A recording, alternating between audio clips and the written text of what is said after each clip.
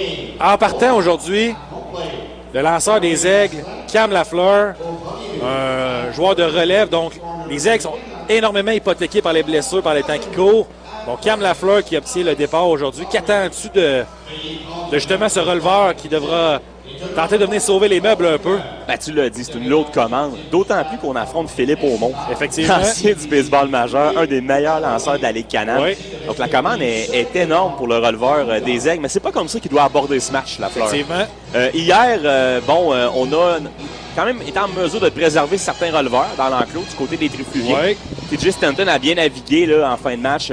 Même si malheureusement, ça l'a tourné à son désavantage avec une sortie difficile de Tyler Ferguson, son releveur numéro 2. Mais écoute, on a quand même des bras dans l'enclos disponibles. Lafleur, ce qu'on va lui demander aujourd'hui, Alex, c'est 3-4 bonnes manches. Exactement. Et si jamais il est capable de traverser la quatrième, ben pourquoi pas continuer? Je ne sais pas si on a un nombre de lancers déterminé avec lui, mais moi, je m'attends à avoir un bon comité aujourd'hui face à Philippe Aumont. Écoute, Aumont, il n'est pas imbattable non plus. Les Aigles l'ont déjà frappé par le passé. Je te dis pas que ça va être le cas aujourd'hui.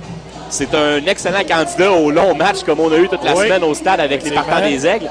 Donc, est-ce que Lafleur, justement, peut s'inspirer de ces matchs incroyables de Harris, de Barker, de Murphy, entre autres, et de McNorton, exactement, je l'oubliais. Donc, on a 4 partants qui ont très bien lancé cette semaine.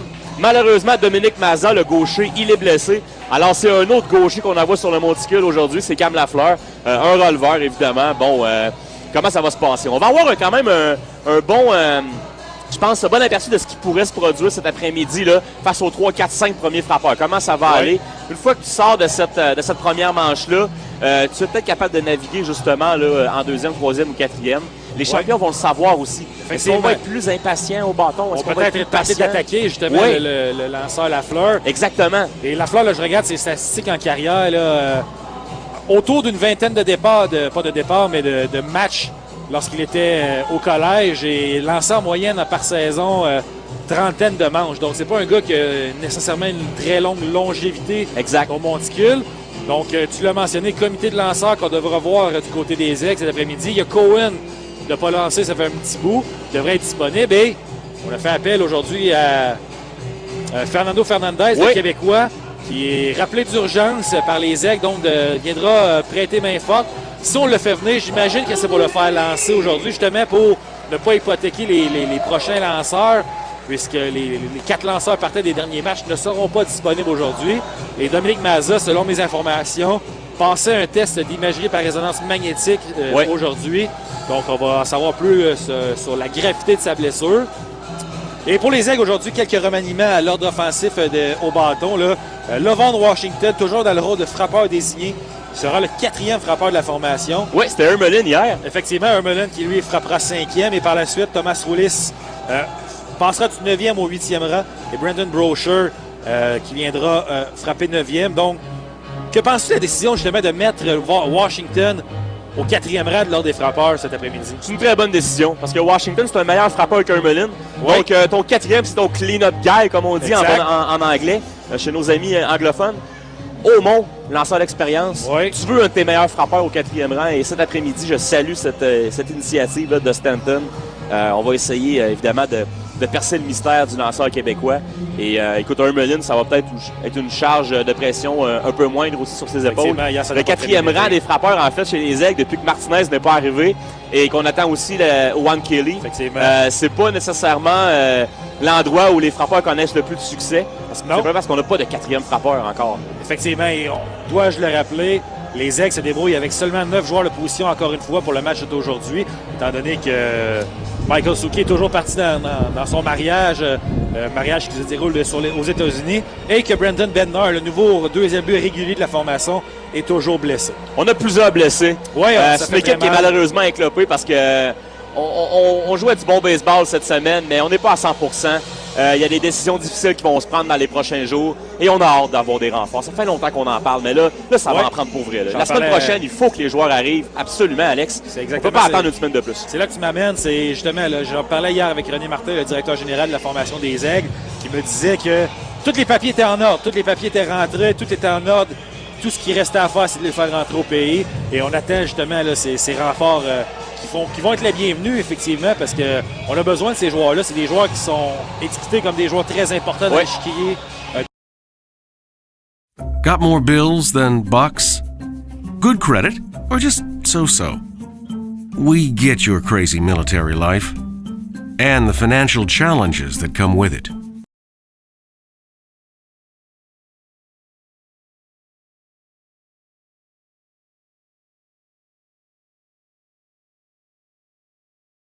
À sa postérité. Si vous êtes intéressé à être membre, veuillez écrire à dg.sifou@uqta.ca.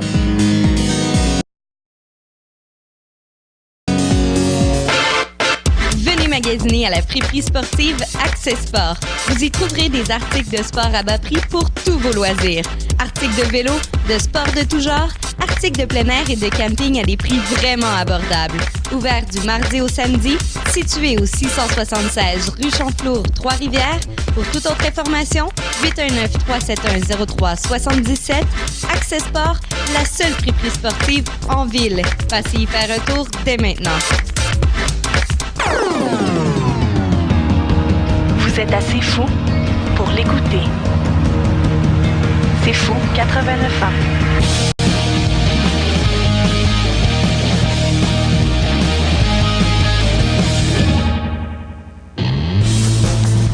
Sur les ondes de Sifou 89.1 FM, vous écoutez le baseball des Aigles de Trois-Rivières.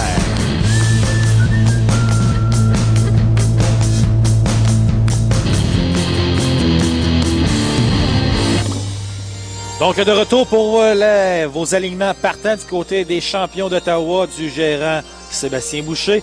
Frappons au premier rang le numéro 4, Eduardo Pinto, le voltigeur de gauche. Frappons au deuxième rang le numéro 15, Michael Gonzalez, le joueur de deuxième but. Frappons au troisième rang le voltigeur de droite, le numéro 2, Giandido Trump. Frappons au quatrième rang le numéro 19, le voltigeur de centre, Steve Brown. Frappons au cinquième rang le frappeur de choix, numéro 20, Leonardo Reginato. Frappons au sixième rang, numéro 3, Jordan Kywet. Kywet est le joueur de troisième but. Frappons au septième rang, le numéro 28, Brian Portelli, le joueur de premier but. Frappons au huitième rang, l'Areco, le numéro 45, Malik Collymore. Et encore une fois, derrière la merve ce soir, frappons au neuvième rang, le numéro 44, Chris Bosco. On a le mentionné dans l'avant-match sur la butte pour les champions d'Ottawa, le numéro 17, Philippe Aumont. Du côté des Aigles, du gérant TJ Stanton, le numéro 14, frappant au premier rang, le voltigeur de droite, encore une fois cet après-midi, David Glaude. Frappant au deuxième rang, le numéro 2, joueur de deuxième but, Tucker Nathans. Frappant au troisième rang, qui a frappé un retentissant circuit hier, le numéro 3, Taylor Brennan. Brennan est au troisième but. Frappant au quatrième rang, le numéro 7, frappeur de choix, le Von Washington. Frappant au cinquième rang, le joueur de premier but cet après-midi, numéro 18, Anthony Hermelin. Frappant au sixième rang, le voltigeur de centre, numéro 32, Parker Sniatinski. Frappant au septième rang, le receveur, le numéro 20, Joe DeLuca. Frappant au huitième rang, l'Areco, le numéro 10, Thomas Roulis.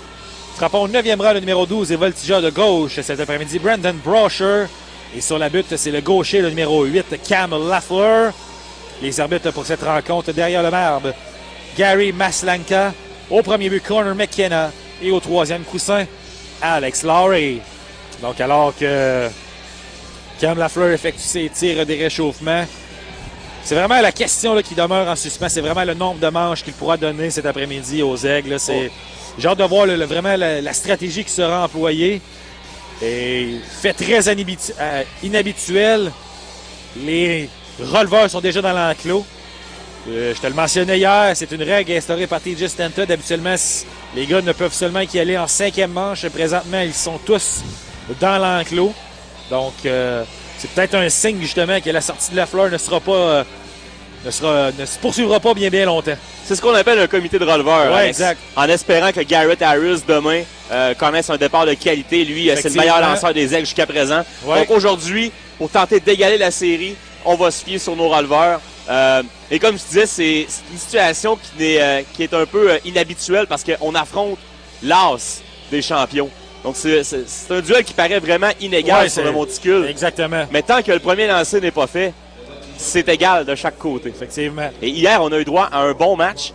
On va espérer avoir une autre bonne rencontre cet après-midi, alors qu'on est prêt à commencer dans quelques secondes. C'est Eduardo Pinto qui s'amène. Les champions qui évoluent en bleu cet après-midi. Et les Aigles, eux, arborent leur magnifique chandail noir. Nouveauté cette saison. Un chandail noir et rouge avec la culotte blanche.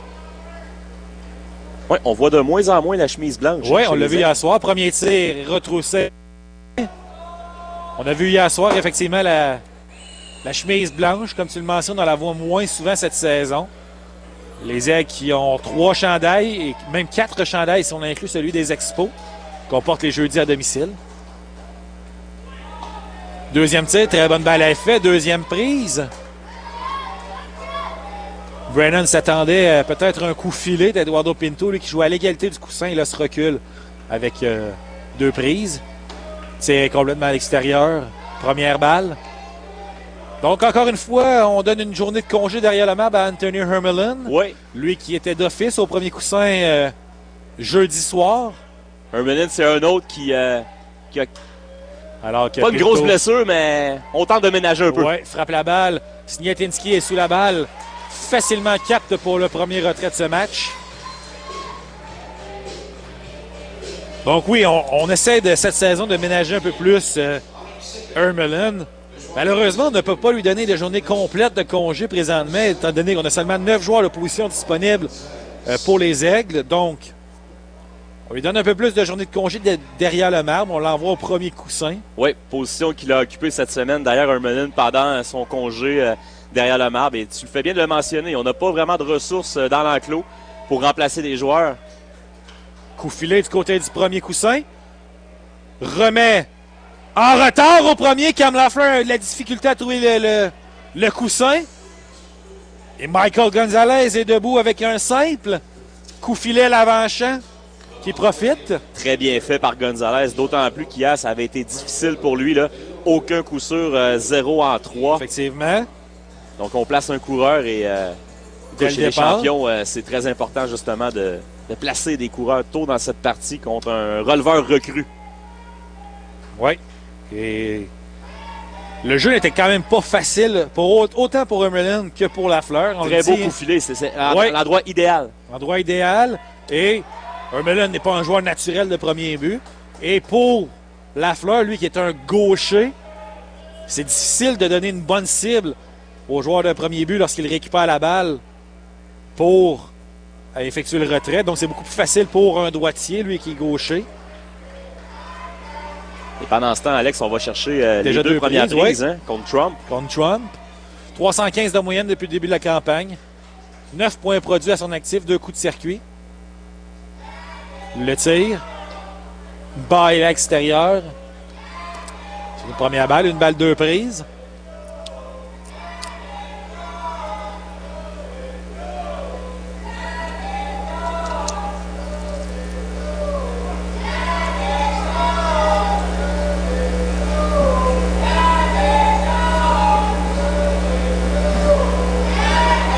Longue pause de Lafleur. Oui, on a demandé un temps d'arrêt du côté du frappeur. On est prêt. Le lancer. Hors ligne. Ça dévie derrière le marbre. Qu'on regarde, Alex, cette saison, l'affiche de Lafleur, c'est sa 4e apparition sur le monticule pour les Aigles. Il n'a pas commencé l'année là, en même temps que ses coéquipiers ici contre Québec. Donc, 4 manches et 2 tiers. 5 retraits au bâton, 2 buts sur balle et 4 coups sûrs, moyenne de points mérités à 3,85. Je regarde ses stats. Là, pour un releveur, il fait le travail. Oui, et lui est venu voler le poste à Trey Robledo, qu'on a largué au retour du voyage des États-Unis. Il faisait tout simplement pas le travail. Donc, lanceur recru gaucher de relève contre lanceur recru de gaucher de relève. Alors qu'il frappe la balle en lieu sûr du côté gauche. Cette balle perce l'avant-champ. Elle a été frappée en fléchant entre Roulis et Brennan. Donc, fait avancer les coureurs. Trump obtient son premier coup sûr du match. Oui, les frappeurs 2 et 3 qui font le travail ici du côté des champions. Donc, pour le frappeur de puissance, Steve Brown. Et oui, lui qui a connu un excellent match hier soir. 354 de moyenne depuis le début de la campagne, 8 points produits, 4 buts volés et 1 coup de circuit. C'est 17 coups sûrs en 48 apparitions au bâton. Et hier, un excellent match à la plaque. A été le meilleur offensivement de son équipe.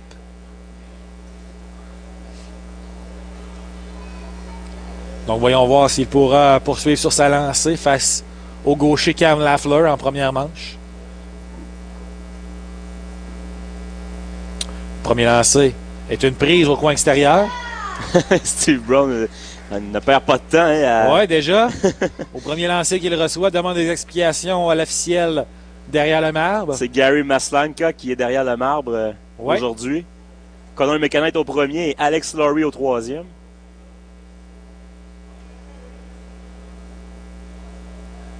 Deuxième tir est une balle bien bloquée par De Luca. Elle reste devant lui. Personne n'avance.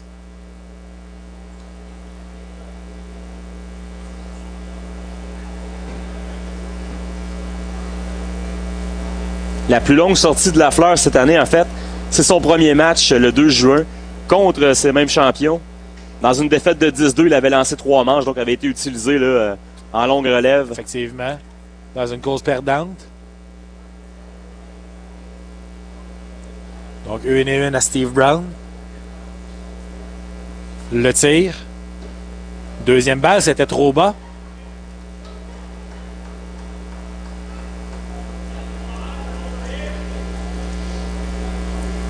Donc, Lafleur, déjà dans une situation inconfortable avec deux coureurs sur les sentiers en début de rencontre. On est coureur en course vers le troisième. Il glisse, il est sauf! Ouais, le relais était peut-être un peu haut, Alex. Un peu haut et hors cible. Brennan a tenté d'appliquer son gant lorsque le coureur Gonzalez effectuait sa glissade. On a décidé qu'il était sauf. Et je m'attendais peut-être à un vol de but un double vol de but. Exactement, un double. Et non, c'est pas le cas, on a des coureurs aux extrémités. Donc, possibilité de balle à double jeu ici, du moins pour l'instant, avec 2 balles, 2 prises. Ouais. Et pour De Luca, lui, un relais vers le troisième avec un frappeur droitier comme Steve Brown, c'est toujours une situation un peu plus inconfortable. 2-2. Le lancer. Haut et à l'extérieur. Troisième balle, compte complet au numéro 19, Steve Brown.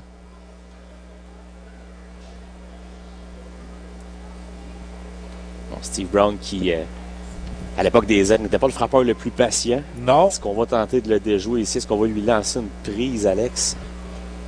Relais vers le premier. Geste relativement assez lent vers le premier coussin. On tentait de contenir Trump qui est posté au premier.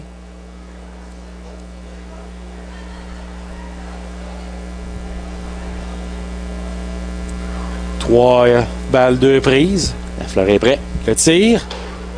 Oh, troisième prise sur décision. Steve Brown commençait sa course vers le premier coussin. Il n'est vraiment pas d'accord avec la décision, mais un premier retrait sur des prises pour Cam Lafleur. Oui, la balle était à l'intérieur. Un lancer quand même courageux de la part de Lafleur ici. Et on va chercher un gros deuxième retrait. Est-ce que Lafleur peut s'en tirer? Et Steve Brown était vraiment pas d'accord avec la décision. Balle à effet là, qui revenait vers la zone des prises.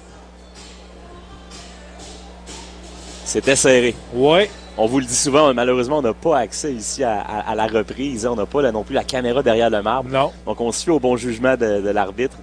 Et Steve Brown ne sera pas d'accord avec le jugement de cet arbitre, du moins pour sa première présence. En effet, il a maugré à deux reprises dès le premier lancer qu'il a vu. Du côté des champions, je pense pas qu'on ait protesté tant que ça. Là. Par contre, non. Je n'ai pas vu Sébastien Boucher s'emporter, ni aucun joueur au banc. Et c'est tôt dans la rencontre. C'est pas le temps justement de se mettre l'officiel à dos. Lafleur remet de nouveau au premier vers Hermelin.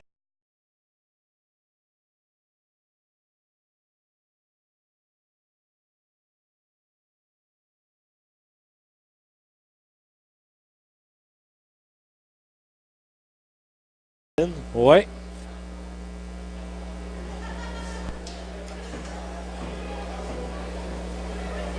Donc, aucune balle, une prise Au frappeur de choix, Leonardo Reginato, 353 de moyenne depuis le début de la campagne. Le deuxième tir est une balle, c'était trop haut. Oui, Reginato hier qui a contribué à l'effort des champions. 2 en 4, 2 points produits, 2-5. Pas un frappeur de puissance, du moins pas ce qu'on a vu jusqu'à présent, mais un frappeur de contact. Effectivement, il ne compte aucun coup de circuit depuis le début de la campagne. Donc frappe cette balle vers Nathans qui remet facilement au deuxième à Roulis pour le troisième retrait dans cette manche. Donc pas de dommage malgré des coureurs positionnés aux extrémités. Donc la marque est toujours de 0-0. En vous rappelant qu'en direct du Stade des Aigles, vous écoutez le baseball show sur le Pop des Aigles, présenté par le groupe Verdure à l'antenne de C'est Fou 89.1 FM.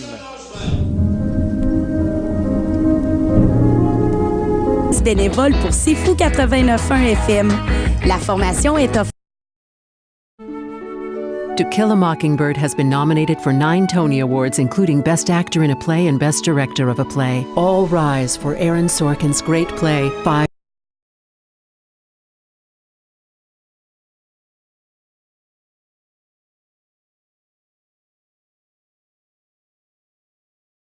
Genesis en passant par Léormé, Banco, Arena, Archive et beaucoup d'autres, avec une sélection intéressante de groupes québécois des années 70 à aujourd'hui.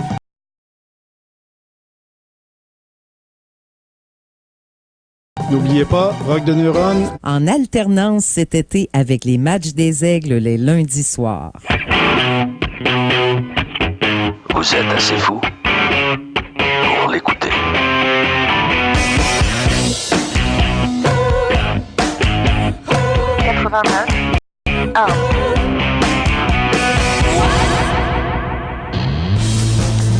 Sur les ondes de C'est Fou 89.1 FM, vous écoutez le baseball des Aigles de Trois-Rivières.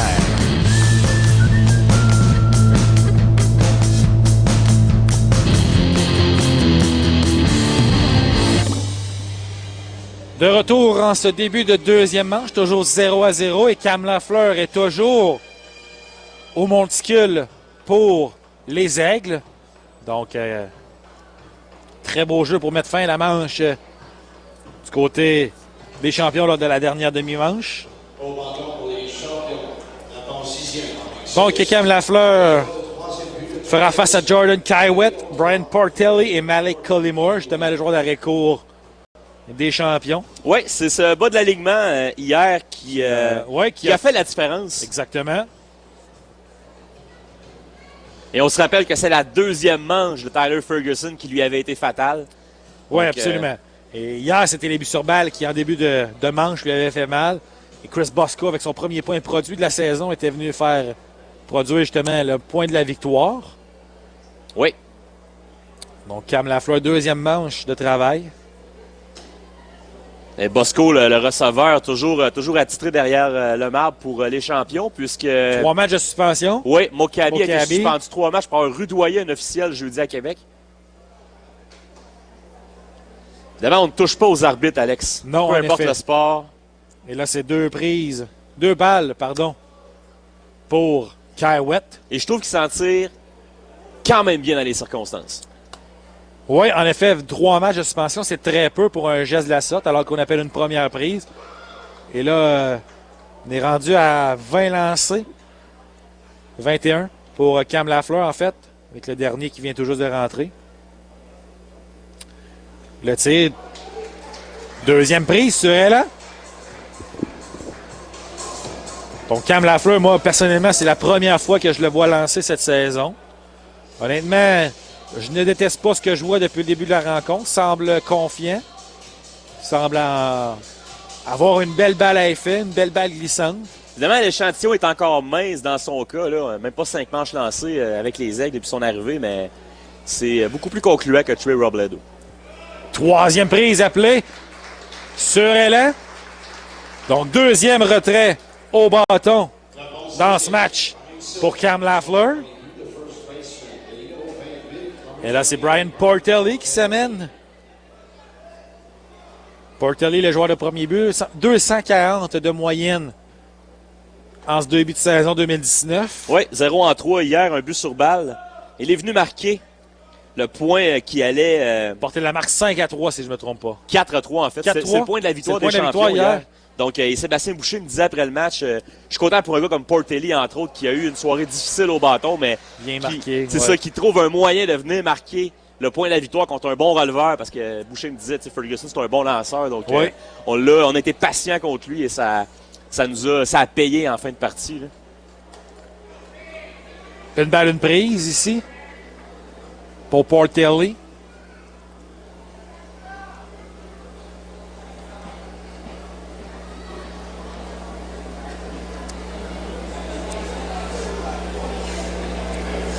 Le tir, frappé en direction de Roulis qui capte, remet au premier à temps pour le deuxième retrait.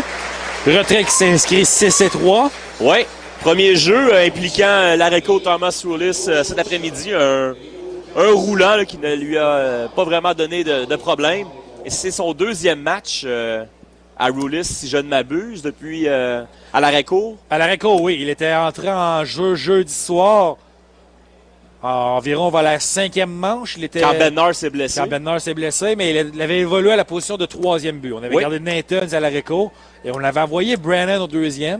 On a testé Roulis en fait au 3e but parce que à cette position, tu as un peu moins de mouvement. Oui, exact. Gauche-droite. Tu couvres un peu moins de terrain. Et là, tout porte à croire que Roulis se porte un peu mieux. Et ou qu'il continue à sacrifier son corps dans les circonstances qu'on connaît. C'est l'un ou l'autre. Chose certaine, il est à son poste et on ne s'en plaindra pas chez les Aigles tant qu'il demeure en relative bonne santé. Oui. On n'a pas le luxe de se blesser chez les Aigles présentement. On était bien près d'abdiquer avec les joueurs des Antilles et Martinez. Oui. Alors que cette balle est frappée en direction de Sniatinski qui effectue un beau catch pour mettre fin à cette manche face à Marley Collymore. Demi-manche parfaite pour Lafleur. Demi-manche parfaite pour Cam Lafleur. C'est toujours 0-0. En vous rappelant qu'en direct du Stade des Aigles, vous écoutez le baseball show sur Pop, là, présenté par le groupe Verdure, à l'antenne de C'est Fou 89.1 FM. Venez magasiner à la friperie sportive Accès Sport. Vous y trouverez des articles de sport à bas prix pour tous vos loisirs. Articles de vélo, de sport de tout genre. De jazz et de roots.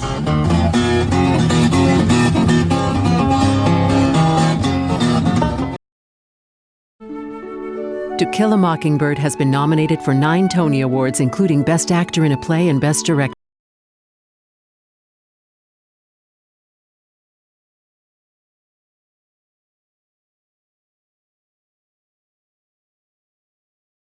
Sur les ondes de votre radio étudiante. Connaissez-vous l'histoire du comte Dracula? Vous êtes assez fou pour l'écouter. 89.1.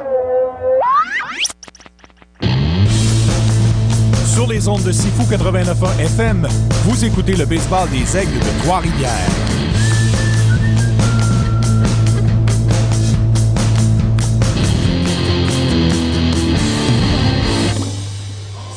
Vous êtes toujours à l'antenne de C'est Fou 89.1 FM pour le baseball des Aigles. Troisième manche qui débute ici au stade. Cam Lafleur est toujours au monticule pour les Aigles. C'est maintenant 1-0 pour les Oiseaux. Joe DeLuca qui a mis, pour paraphraser mon bon ami Simon, sur la lune. Oui. Ça, c'est la signature de Simon La Liberté, Alex. Et il n'a pas voulu que je reprenne sa phrase fétiche. Il a un copyright là-dessus. Il a les droits d'auteur. Exactement. Il me l'a interdit. Donc, Simon qui sera de retour à la description demain. C'est la fermeture de cette série contre les champions. Il me cédera le micro à nouveau la semaine prochaine, mardi et mercredi. Retenu par des obligations professionnelles chez les Cataractes de Shawinigan. On vous le rappelle, le mardi prochain, match en matinée. 11h, le début de la rencontre. Face aux Boulders de Rockland, qu'on verra pour une première fois contre les Aigles cette année.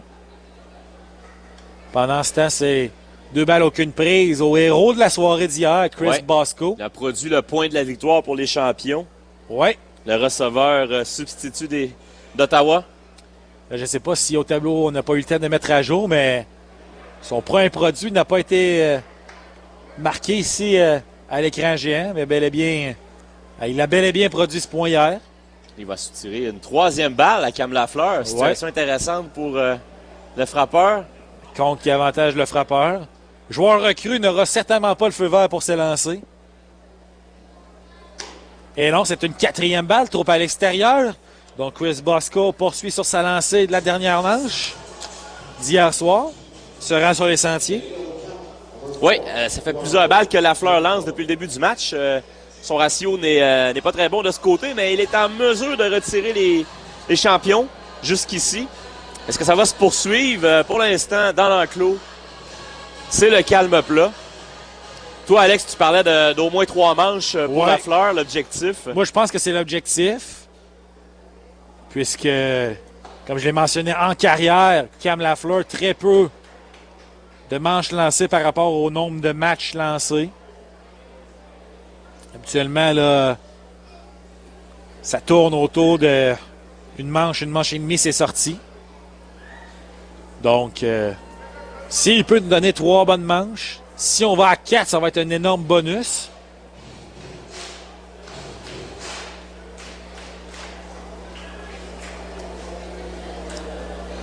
C'est Pinto.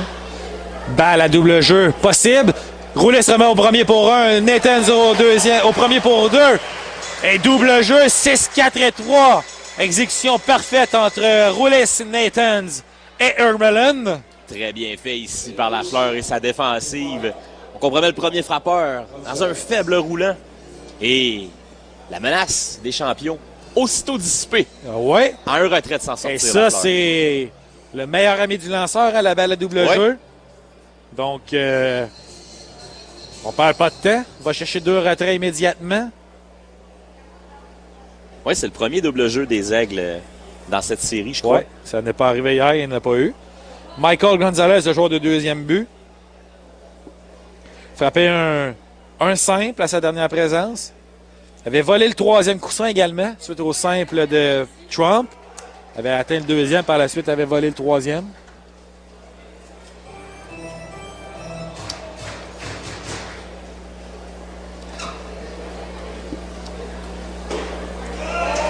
On va chercher une 2e prise. C'est maintenant 1 et 2 pour Gonzalez. Donc, ce serait important pour Lafleur de terminer la manche ici et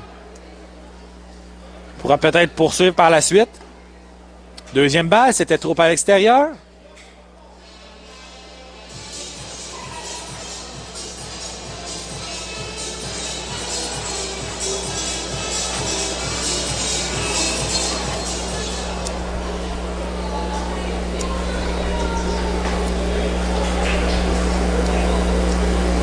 Le tir.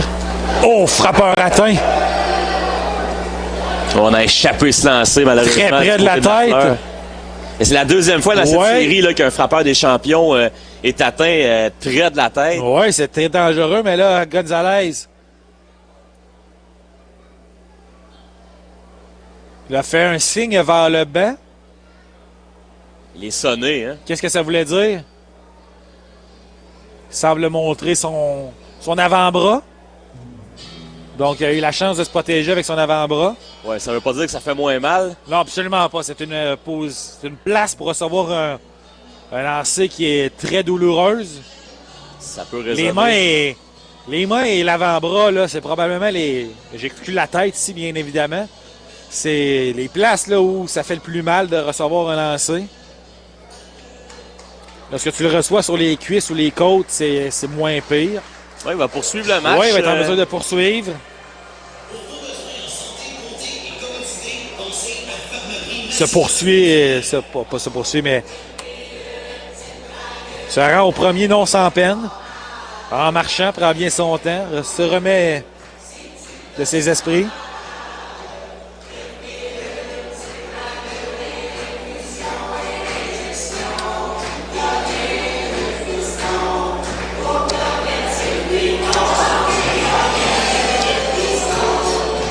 Donc, c'est Gianluigi Trump qui s'amène, Alex. Oui, frappé un simple à sa première présence. Avait poussé Michael Gonzalez au 2e, qui après ça avait volé le 3e. Donc, 1-1 pour Trump. 315 de moyenne depuis le début de la campagne. Le premier tir est frappé en direction de Taylor Brennan. Se déplace à sa droite. Long relais. Attends pour le troisième retrait dans cette manche. Donc, encore une fois, manche très bonne performance dans cette manche pour Cam Lafleur. Donc, c'est toujours 1-0 pour les Aigles. En vous rappelant qu'en direct du Stade des Aigles, vous écoutez le Baseball Show sur Pop, présenté par le groupe Verdure, à l'antenne de C'est Fou, 89.1 FM.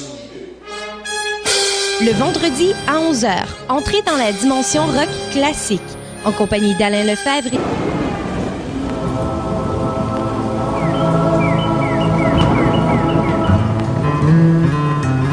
Audiomatique avec les sonoristes. Tous les mercredis à 17h.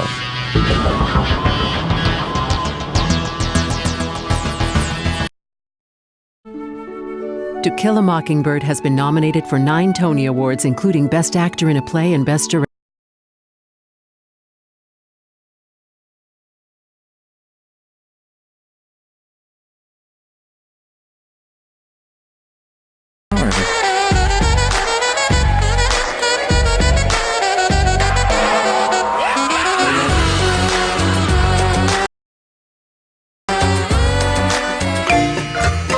Exotisme.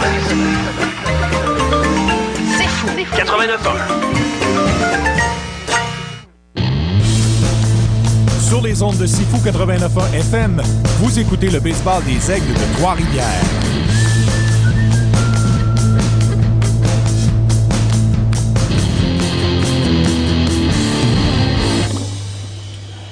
Donc, de retour pour le début de la 4e manche. Cam Lafleur est toujours au monticule et les releveurs des Aigles qui reviennent tous dans l'enclos.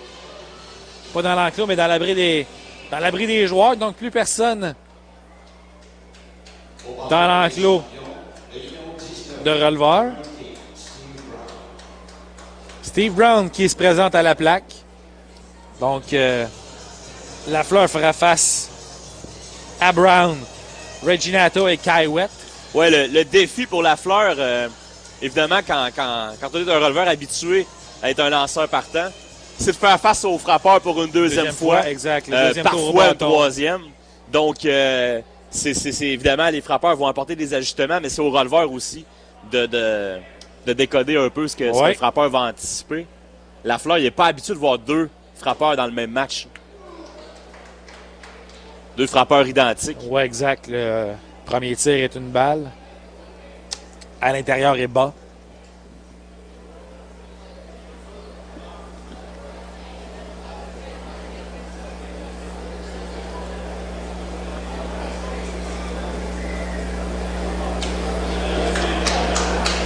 Deuxième balle à Steve Brown.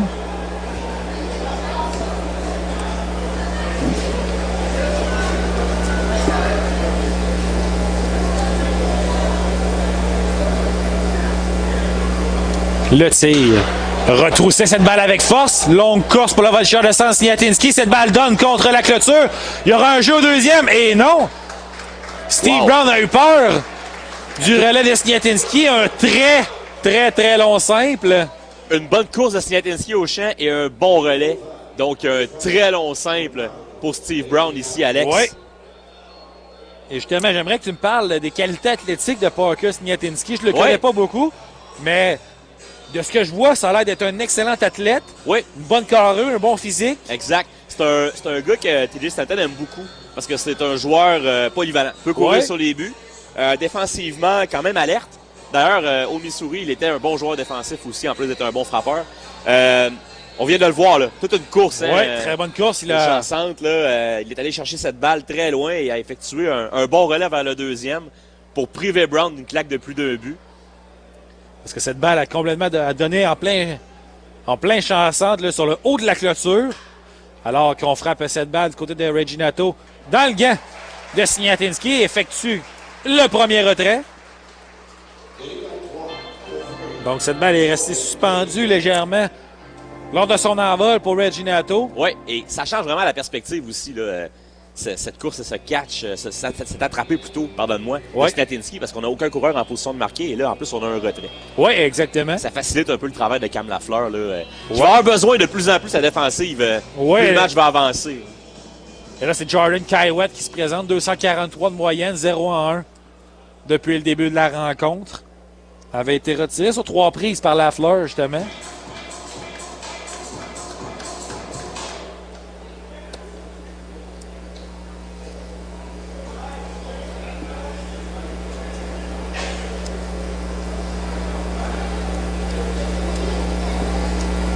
Aucune balle, une prise. Le tir. Retroussé hors ligne. Probablement près d'un véhicule. Ouais. C'est maintenant aucune balle, de prise. Et Lafleur a la chance d'enregistrer un autre retrait sur 3 prises. Compte qui avantage le frappeur. Le lanceur, pardon. Remet au premier. Steve Brown tranquillement revient au coussin.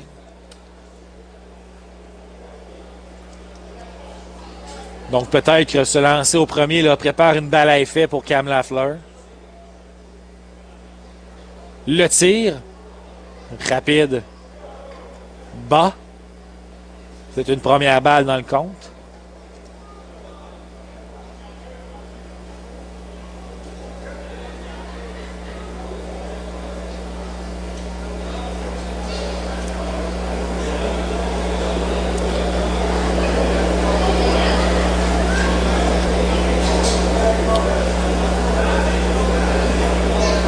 Une balle, 2 prises. Le tir.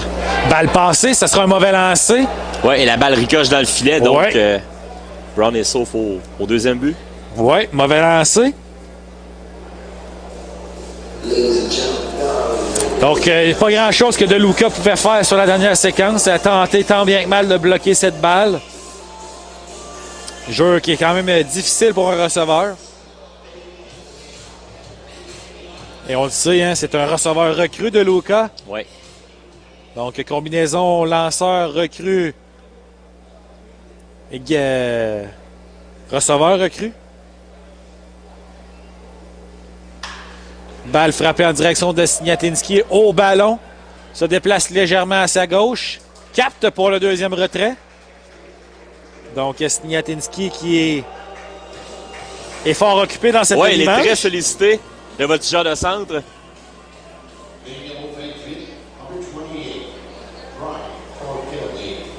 Et Alex te disait avant la pause, durant la pause plutôt, avant de rentrer en début de quatrième manche, que après 3 tours au bâton de chaque côté, Aumont et Lafleur avaient le même nombre de lancers. 43. Donc, c'est quand même très bon. Ben oui. C'est très intéressant d'une part et d'autre. Surtout pour les Aigles. Un releveur qui nous donne des bonnes manches. Et du côté des champions, eh bien, si on est en mesure justement de garder Aumont longtemps dans le match et ne pas hypothéquer notre relève, eh bien, ça va faire du bien puisqu'on a connu de longs matchs cette semaine pour les champions. 2 matchs qui sont rendus en manche supplémentaire du côté de Québec. Hier, Jesse Lepore en relève nous a donné 3 manches. Alors que cette balle est frappée encore une fois du côté de Sniatinski. Recule. Cette balle donne contre le haut de la clôture encore une fois. Cette balle roule devant le joueur de champ. Ce sera un point produit et un double pour Brian Portelli. Steve Brown porte la marque 3-1 alors qu'il croise la plaque. Cette fois, Sniatinski n'a pas pu faire grand-chose. La balle a ricoché sur la clôture. Et d'ailleurs, elle lui a joué un tour en retournant rapidement vers le gazon. Oui, elle n'a pas fait le même bond que tout à l'heure lors de la frappe de Steve Brown. Steve Brown, lui, était revenu directement dans son gant. Tandis que là, celle de Portelli, eh bien, lui est repassée par-dessus la tête et elle a roulé vers le champ centre. Brocher est venu lui prêter main forte. 2 retraits. Balle passée, ça sera un autre mauvais lancer. Donc, Portelli s'avance jusqu'au 3e, s'aventure un peu plus loin. Revient au coussin. Donc, un autre mauvais lancer qui s'en ira à la fiche de Cam Lafleur. Et là, TJ Stanton viendra parler avec son lanceur recru. Oui, exact, parce que là, on va tenter de calmer le jeu un peu. Là, on était quand même à un retrait ici de s'en tirer sans trop de graves conséquences. Oui, exactement, là. Donc, et on a tellement bien joué jusqu'à présent pour Lafleur, là, Alex. Ce serait dommage, justement, de connaître une très mauvaise manche face au bas de la formation là, qui s'amène Malik Collymore, le joueur d'Areco, qui frappe au 8e rang du rôle offensif des frappeurs. Stanton a terminé son entretien. Lafleur va continuer à jaser un peu avec Joe DeLuca. Oui. Donc, conciliabule qui est terminé maintenant. Donc, 2 mauvais lancers dans cette manche pour Lafleur. C'est les 2 premiers du match. Oui. 2 erreurs qui sont coûteuses. Ça a coûté 1 point, là. Steve Blount qui avait réussi à avancer du premier jusqu'au 2e est venu marquer par la suite. Première prise à Collymore. Donc une balle, une prise. Le gaucher Lafleur. Le lancer. Cette balle est retroussée en direction dans l'entrechamp. David Laude demande la balle. Il est sous celle-ci, effectue le 3e retrait de la manche. Donc, les champions d'Ottawa qui réduisent l'écart à 3-1. En vous rappelant qu'ici, en direct du stade des Aigles, vous écoutez le Baseball Show sur Pop des Aigles, présenté par le groupe Verdure, à l'antenne de C'est Fou 89.1 FM. Hey! Pour notre gala de financement de notre asso, on prépare... Et le baseball Chaussure Pop, présenté par le groupe Verdure, à l'antenne de C'est Fou 89.1 FM. Le vendredi à 11h, entrez dans la dimension classique. En compagnie d'Alain Lefebvre et du Dr. Pendragon, redécouvrez les racines du rock avec... To Kill a Mockingbird has been nominated for 9 Tony Awards, including Best Actor in a Play and Best Director of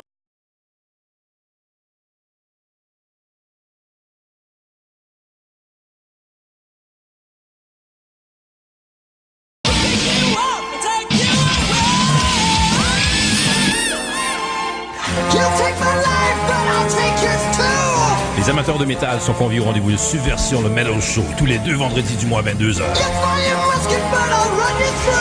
Moi-même, DJ Tower of Death me donne le mandat d'honorer 5 décennies musicaux des subversives des fondations du métal traditionnel jusqu'à sa forme la plus extrême. Sur Sifo 89 du côté gauche de la bande FM en Mauricie.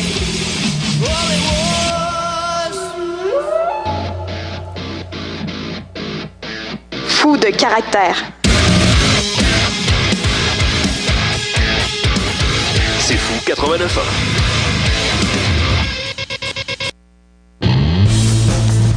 Sur les ondes de Sifou 89.1 FM, vous écoutez le baseball des Aigles de Trois-Rivières.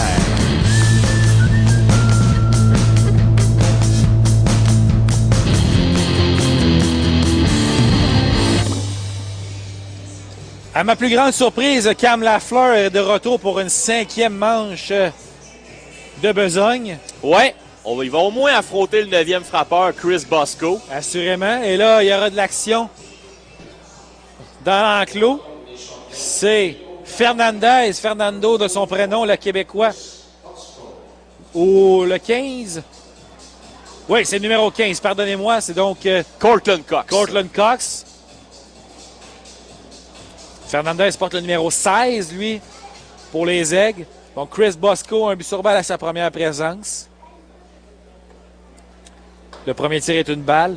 Et pour terminer avec le repêchage de la Ligue junior majeure du Québec, c'est 4 produits des Estacades Midget 3 qui ont été sélectionnés dans les 2 premières rondes. Par la suite, on a vu 7 joueurs des Estacades Midget Espoir se voir appelés sur le podium.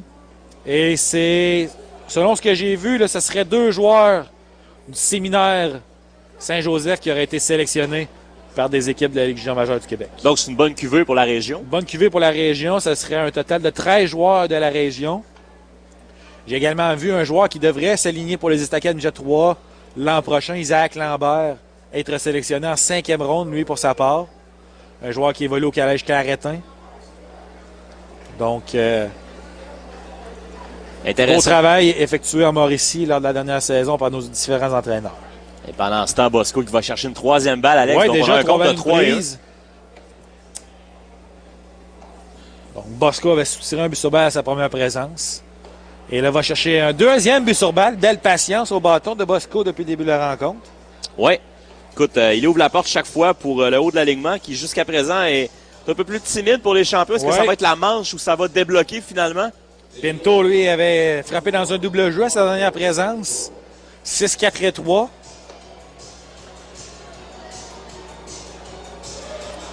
Donc, on va affronter Pinto du côté de Lafleur. Oui. Pendant que Cox poursuit son échauffement. Il a tout juste débuté son échauffement, donc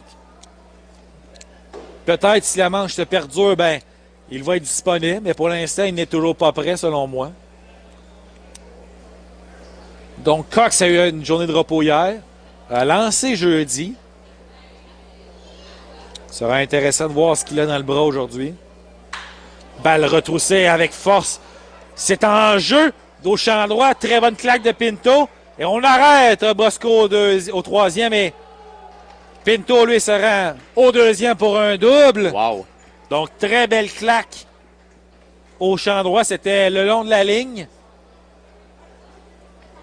Oui, et je pense que ça sonne comme la fin pour Cam Lafleur, Alex. Oui, probablement. C'est un frappeur de trop. Le temps va nous le dire, mais jusqu'à présent, comme on vous l'a mentionné, là, vraiment pas grand-chose à se reprocher, Lafleur.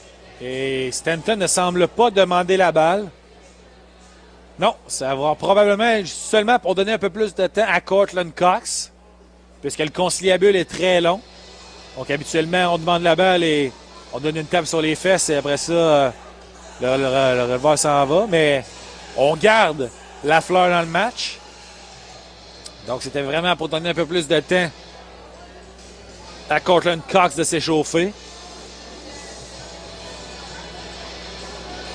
Puisque le receveur d'exercice est maintenant accroupi dans l'enclos. Donc, signe que Cox devrait être prêt très bientôt.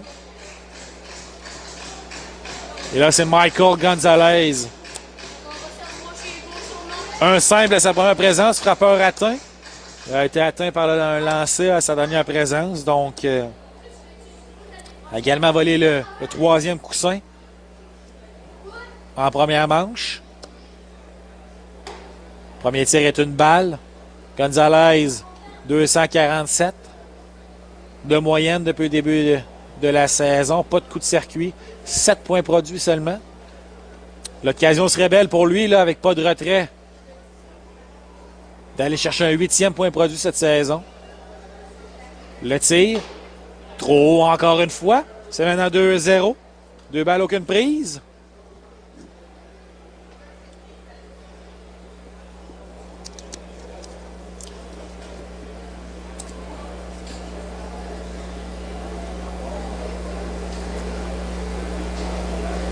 Le tir.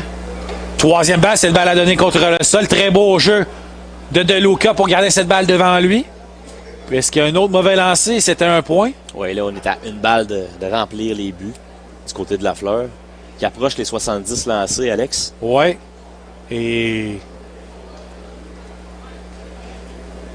est-ce que ça serait peut-être un but sur balle déguisé, un but sur balle intentionnel déguisé pour remplir les buts? Se donner des possibilités de balle à double jeu, puisque c'était 3 balles très hautes dans la zone des prises. Et voilà, Stanton est de retour au monticule. Demandera la balle à Cam Lafleur. Ouais, cette ça va être la fin. C'est la fin de Cam Lafleur. Donc, but sur balle à Michael Gonzalez. 68 lancés pour Lafleur. Honnêtement, peut-être une manche de trop. Ouais. Mais les 4 premières manches qu'il a données là, à TJ Stanton, là, absolument rien à se reprocher. Et comme je t'avais mentionné, moi j'aurais arrêté ça à 4. On lui en a donné une 5e. Rempli les buts, pas de retrait. Et là, on amène Cortland Cox. Ouais, je comprends qu'on voulait affronter peut-être un 9e frappeur, Bosco, mais écoute, Bosco connaît pas une si vilaine série, là. Exact. On va chercher un 2e but sur balle, il est posté au 3e. Donc, en moins d'une catastrophe, les champions devraient marquer au moins un point si c'est pas 2 dans cette manche. Ouais. Et là, Lafleur se retire après 4 manches, 5 coups sûrs accordés, 1 point mérité, 3 buts sur balle, 2 retraits sur des prises. Mais les 3 joueurs sur les buts lui appartiennent. Exactement. Donc, pour Courtland Cox cette saison, on l'a vu jouer assez jeudi soir. Donc, je te laisse nous le présenter depuis le début de la campagne. Ouais. Comment va Courtland Cox? Cox en 9 manches et un tiers. Il faut absolument qu'il améliore son ratio de retrait au bâton et de buts sur balle. Il a 7 passes gratuites en plus de 9 manches, seulement 4 retraits au bâton. Ouais. Il a aussi donné 11 coups sûrs. Et sa moyenne de points mérités est à 4,82. C'est pas la situation idéale pour un lanceur qui manque un peu de contrôle d'avoir les buts remplis. Surtout avec une marque de 3-1. Oui. Là, c'est une lourde commande qu'on demande à Cox. Cox, qui est un jeune lanceur, mais quand même un vétéran. Un joueur d'expérience. Oui, un joueur d'expérience des ligues indépendantes. Cox, si je me souviens bien, avait été choisi au repêchage de la MLB. Avait été choisi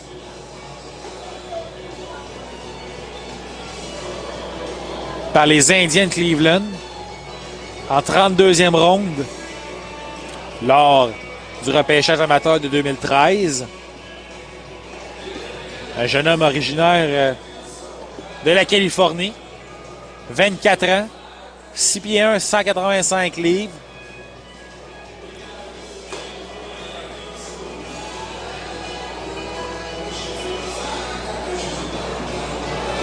Ouais, il est peut-être un peu plus gros que 185 livres. Ouais. Du haut, en tout cas. Du haut de la passerelle ici, a l'air d'un plus gros gaillard ouais, ça, que ben, ses pour l'avoir vu 185 aussi, là, pour l'avoir vu devant moi. Là, mais c'est... écoute, c'est un releveur qui a encore un certain potentiel. Là, et s'il peut, ici, là, limiter les dégâts, Alex... Ouais, je vois le statut LS2. Ils seront très heureux. Je vois le statut LS2, donc...